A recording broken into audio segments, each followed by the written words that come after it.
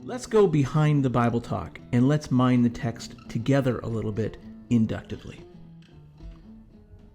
Hi. So here you can see I've got some apps open that I use when I'm doing my any kind of Bible study. It's two tools I use. So I've got the Olive Tree app open on well, for me, it's my right side of the screen. I hope it is for you too. And left side of the screen is Evernote. Evernote's great. Evernote's like my digital brain. I've got a bunch of inductive studies in here. I like it because just to give you a heads up, I can keep a lot of my everything in here. You see, I've got my school stuff, but I've also got some. Like I'm working through Mark right now. I'm on 99 inductive studies through Mark right now, and that's my most recent thing. Anyway, that's just to say that I really like using Evernote as just a study aid because it keeps all of my Bible studies together, and the Olive Tree app is wonderful. So let's look at the Evernote app here for a second. So you can see the inductive study order that I use. O is for observation right here. I, interpretation. A is for application. So the three questions that I ask myself as I'm going through each text is, what did I hear? You know, what's most salient to me as I'm reading through the text in this particular time and place? What does it mean to me? Sometimes it's just my personal feelings. Sometimes I go to a commentary to dig a little bit deeper. What do I need to do? The application. God's usually telling me something, and it's the ABCs. A, affectively, is, do I need to feel different about something? B, behavioral. Do I need to do something differently? C, cognitive. Do I need to think differently? So do I need to feel differently? Do I need to do something different, or do I need to think about something different? And then we're going to summarize it together. I write out my prayers. We'll do that together as well, and share. When we get to the share, that's when generally we're trying to keep all of this, put all this information together into something shareable. So if somebody were to ask you, what did you do for your devotions today? Then you'll be able to say, this is what I did for my devotion today, and give them just sort of a one-liner about that, okay? So let's jump in. So as you can see on the screen here, it's changed. I didn't want you to have to suffer through as long as it would take me just to mine the text a little bit. So here's the things that I came up with. You'll notice under what did I hear, a couple things did jump out to me, and this is what jumped out to me. Early Sunday morning, that jumped out to me, and I was able to talk about it under what does it mean. Spices to the tomb jumped out at me because it reminded me of the place, the dark place that the women's minds were in, their hearts were in. Didn't find Jesus' body in the tomb. Of course, it's a shocker. Two angels appeared. They were really the primary messengers of the resurrection story here. The women were terrified, and of course, I mean, if two angels appeared right in front of me, no matter how close my relationship with God is, I'm pretty sure I'd be terrified if two angels just kind of, I'd be scared too. So they were terrified. They bowed. They didn't know what to do. Angels, that's certainly the big thing here. They're the primary storytellers here, primary messengers of Jesus. Why are you looking among the dead for someone who's alive? Like, that's the question, isn't it? Like, why are you looking among the dead for someone? I love it. He isn't here. Love it. Like, he's not in, or we're not in a lot of churches at the moment. Sunday churches are closed, but we're still gathering online. And he and the church are doing just fine. We're connecting in different ways. Just like the churches are empty, the tomb is empty. Love it. He isn't here. He's risen from the dead. Jesus actually told us that it was going to be happening. So these things, like he told us about the betrayal by sinful people. He told us he would be crucified. He told us he would rise again. Okay, so that's what was most salient to me in this moment as I was reading the text. And so what I've done is, underneath what does this mean, I just, as I'm mining the text, this is what stood out to me. It's Sunday morning, mine that a little bit.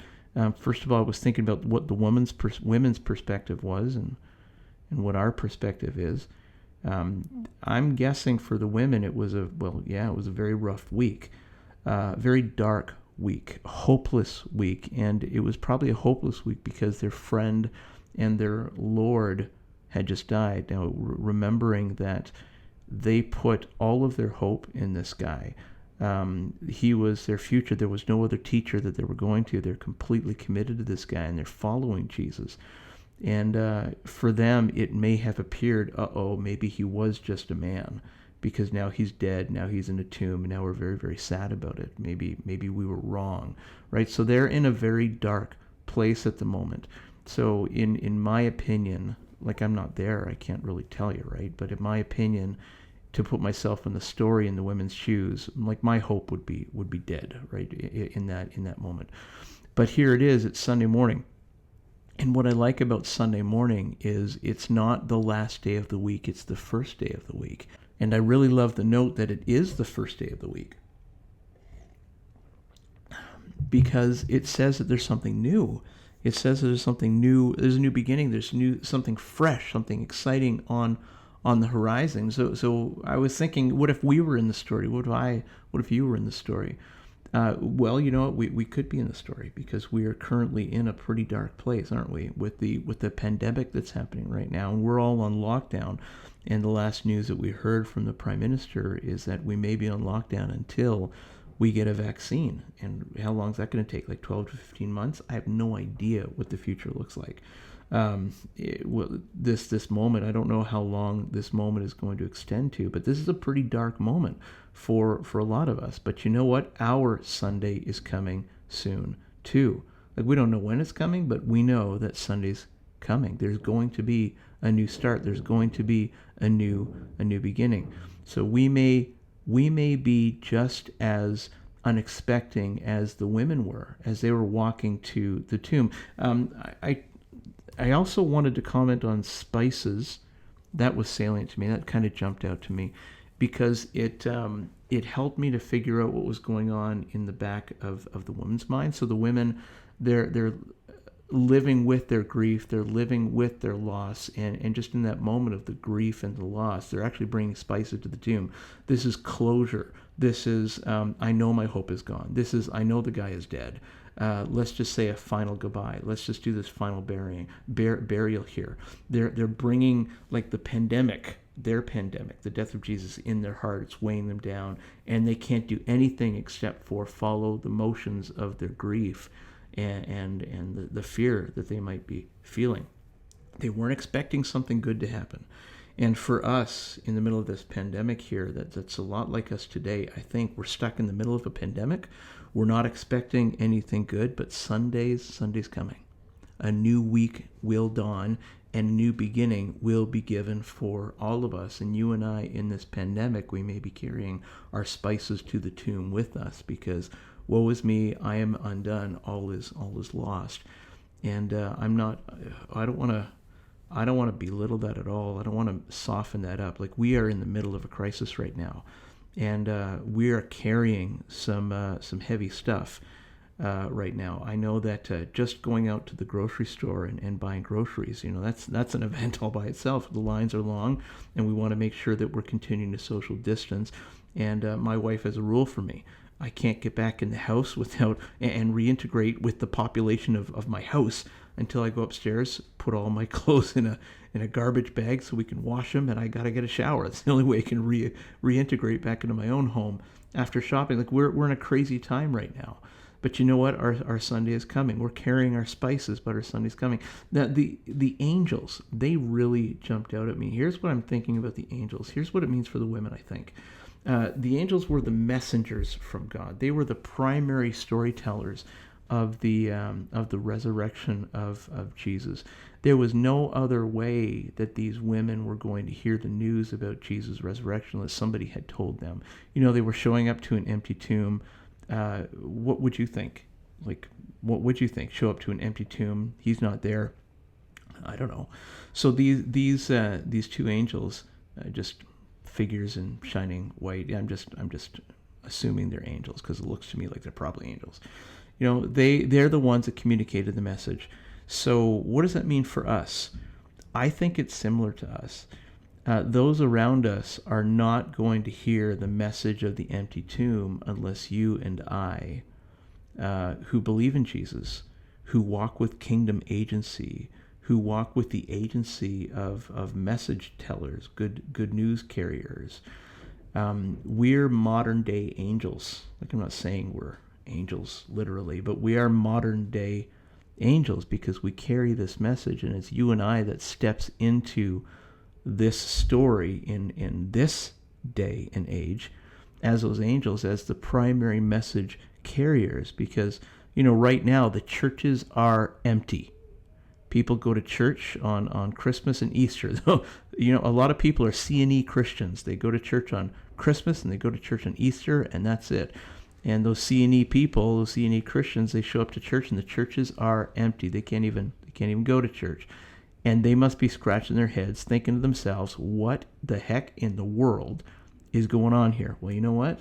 Without messengers, they'll have no idea. They'll be just as clueless as the women coming to the tomb. And so here we see angels, but today we've got to see you and I. We've got to see you and I sharing the message of Jesus to humanity, so to our neighbors in particular. So sharing the message of Jesus at the time was a new thing for God.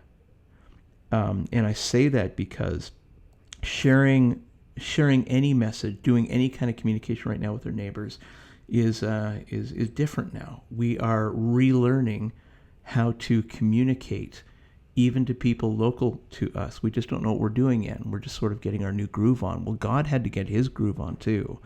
And so there's no condemnation here about sharing a message. There's no judgment here as though God's like, you better, I'll get you. It's an invitation to think of ourselves as the angels in the story. How will we connect with people? What is the thing that we're going to do to connect? In this moment, I can discover how I can be like an angel and show up unexpectedly, using an unexpected form of communication to share the message of Jesus. God showed up unexpectedly. The women weren't ready, and I can step into this story as an angel. Why are you looking among the dead for someone alive? We love that question. And so I'm thinking that this is an awesome question because the women were so, I'm going to do a little typo right now, the women were so locked into their dark moment that they could not have seen a good moment, I don't think. This was a complete shock, and it shocked them into a new reality. And the reality is that Jesus told us that he was going to the cross. While he was still walking around, just healthy, just happy with his disciples, mixing it up with the crowds, he told everybody, I'm going to be crucified. I'm on my way to the cross. This was not a surprise to him, and it shouldn't have been a surprise to the people around him either, because he told everybody that's what was going to happen. Jesus told us that he would be dead for 3 days. He told us that, and he said that he would rise again, and that's exactly what he did. He's not just a man. A man couldn't do that. He's both a man and he's God. This is a miracle. He said he'd be betrayed by sinful people. That stood out to me. That whenever I see the text say sinful people, it stands out to me because what is it actually saying? Because that's all of us. Sinful people is every single one of us. That's me. Maybe you would also suggest that that's you as well. I wasn't there at the moment of the cross, but I have done my share of rejecting Jesus all on my own. And were I honest about the whole situation here, if I were back in that day, I would have been one of the ones that were rejecting Jesus, because I have rejected Jesus enough in my own lifetime, even as a Christian, that I know that I am among the betrayers. I'm among the sinful people. So sinful people refers to all of us who are or who were disconnected from God and really need his help to get connected to him again. This phrase, though, so whenever, I don't know about everybody, but it just seems to me that when people read into a text sinful people, that they feel judged, condemned. This isn't a one down comment. It's not oppression. It's a phrase that shows us that God knows who we are. It's a phrase that God knows the messes that we put ourselves in. God knows that our first instinct isn't to ask him for help. He knows that we need his help, so he shows up to all of us who need his help, and he does what only he can do, and that's what he did here. He did what only he could do. The cross, in dying for us, he fixed a problem that we couldn't fix. In rising for us, he gave us a solution that we could never have come up with on our own. That solution lasts for eternity. This text is about me. It's about everyone as much as it is about Jesus. Like you and I are not in this story, but you and I are in this story in the text here. It actually might be a little bit more about us than about Jesus.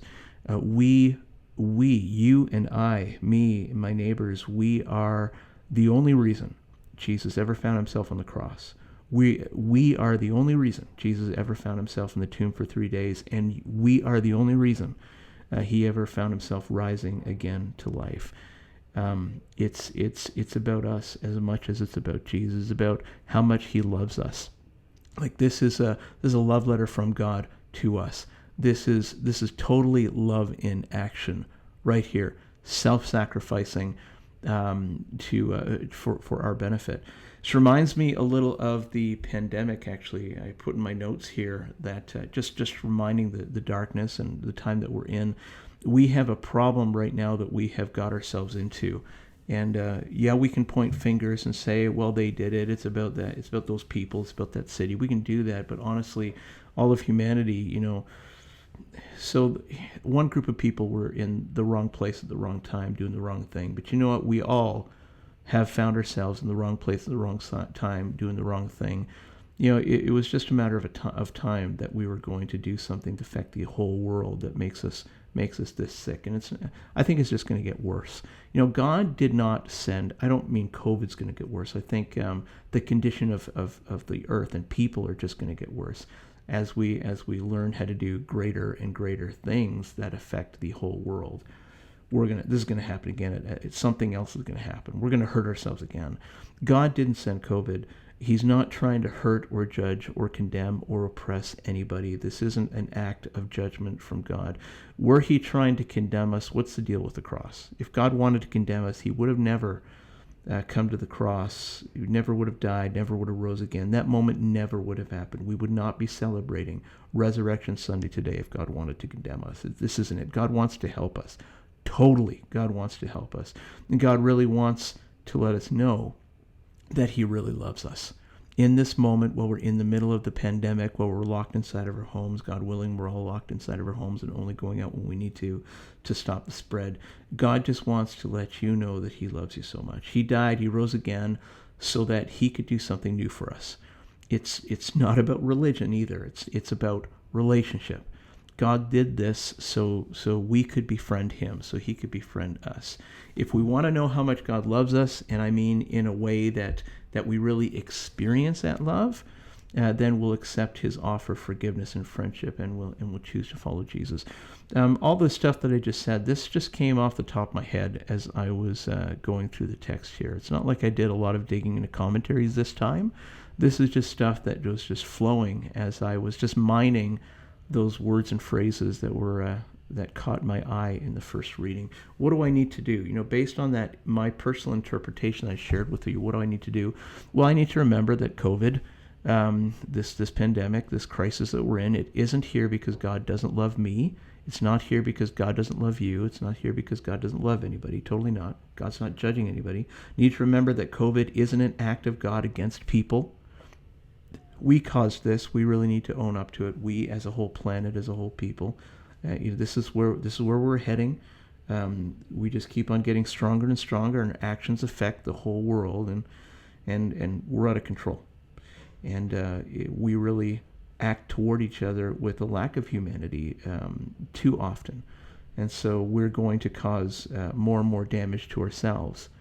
And the answer is that we need to say yes to God. We need to come into friendship with God and start following him and stop going our own way.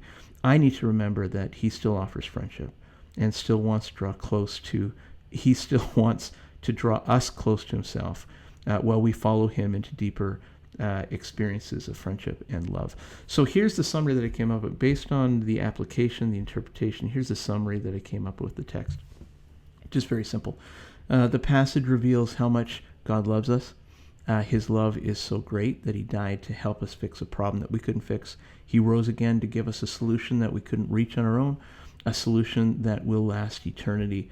The resurrection of Jesus is a moment to celebrate because Jesus is truly alive and because he offers that life and his personal friendship to us by our faith in him and by our choice to follow him into deeper levels of experiences of his love and friendship. I just wanted to stop, take a pause here, and just pray here. Jesus, thank you for your love. Thank you for stepping in and helping when you knew that we couldn't help ourselves. Thank you for helping me. I really, really needed you. And I love writing my prayers down when I'm doing inductive studies. Maybe you would pray that as well. Jesus, thank you for your love. Thank you for stepping in. I really, really needed your help. You've probably already heard the application to this. If you haven't, head on over to the Bible Talk. If you'd like to discuss this, please leave a comment or connect, and we can even make a separate Zoom meeting just to go over my interpretation and your interpretation of this text.